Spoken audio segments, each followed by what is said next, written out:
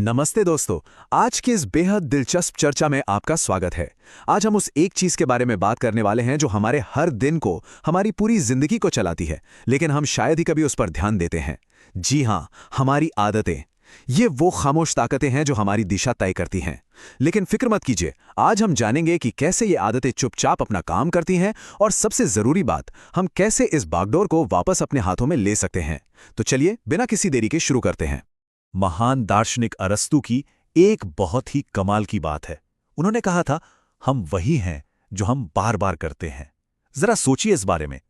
हमारी जिंदगी किसी एक बहुत बड़े चमत्कार या घटना से नहीं बनती, बिल्कुल नहीं। ये तो बस उन छोटे छोटे कामों का नतीजा है जो हम रोजाना करते हैं। हमारी आदतें ही सच में हमारा निर्माण करती हैं। अब इस बात को गहराई से समझने के लिए मैं आपको एक बहुत ही सटीक कहानी सुनाता हूं।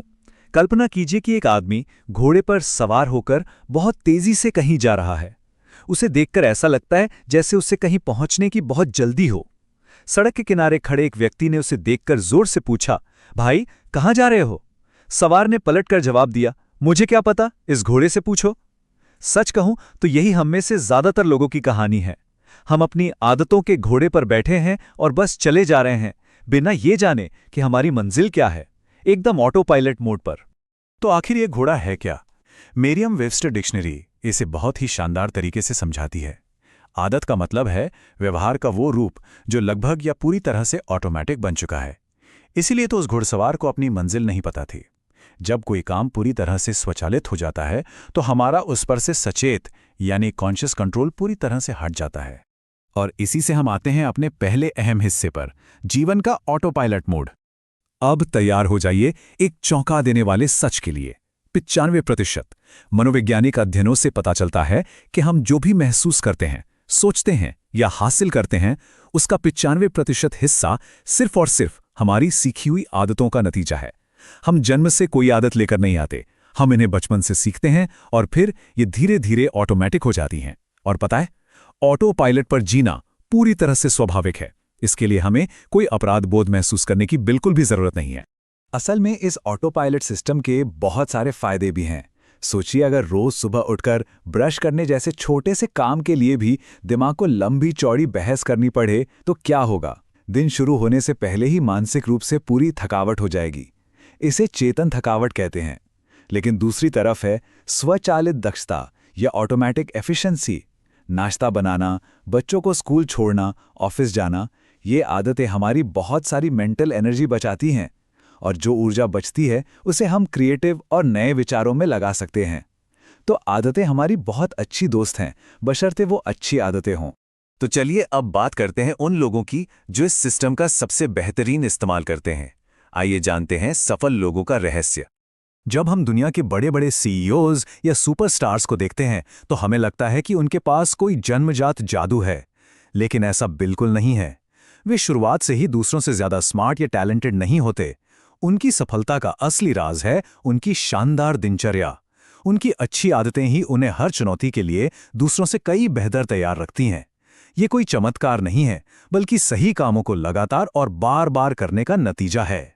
इसे एक असली उदाहरण से समझते हैं। हम देखेंगे एक असली चैंपियन की आदतों को, बास्केटबॉल लेजेंड लैरी बर्ड की कहानी।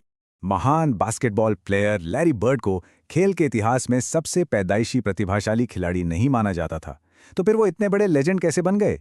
इसका जवाब है ये नंबर 500। ये कोई मामूली संख्या नहीं है। स्कूल जाने से पहले हर सुबह ठीक 500 फ्री थ्रो शॉट्स की प्रैक्टिस करना, ये उनकी पक्की आदत थी। हर एक दिन, बिना किसी बहाने के।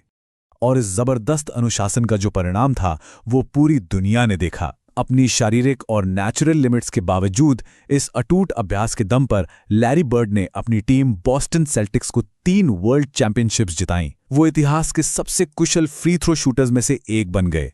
उन्होंने साबित कर दिया कि अपनी कमियों को आदतों के जरिए पूरी तरह से खत्म किया जा सकता है। उन्होंने कोर्ट पर उन खिलाड़ियों के भी पसीने छुड़ा दिए जिन्हें उनसे कहीं ज्यादा प्रतिभाशाली माना जाता था। तो अब सवाल ये है कि हमारे लिए इसका क्या मतलब है? इसका सीधा सा मतलब है कि बागडोर पूरी तरह से हमारे हाथों में है। देखिए, ये सच है कि हमने अपनी ज्यादातर आदतें अनजाने में सीखी हैं, चाहे वो हमारे माता पिता को देखकर हो या अपने आसपास के माहौल से। लेकिन सबसे पावरफुल बात क्या है? वो ये है कि अगर ये आदतें सीखी गई हैं तो इन्हें बहुत ही कॉन्शियसली, पूरे होशो हवास में भुलाया भी जा सकता है। जो चीज़ हम सीख सकते हैं उसे भूलने का फैसला भी कर सकते हैं, है ना? लैरी बर्ड की तरह हम अपनी कमियों को कड़ी मेहनत और नई आदतों से पूरी तरह भर सकते हैं।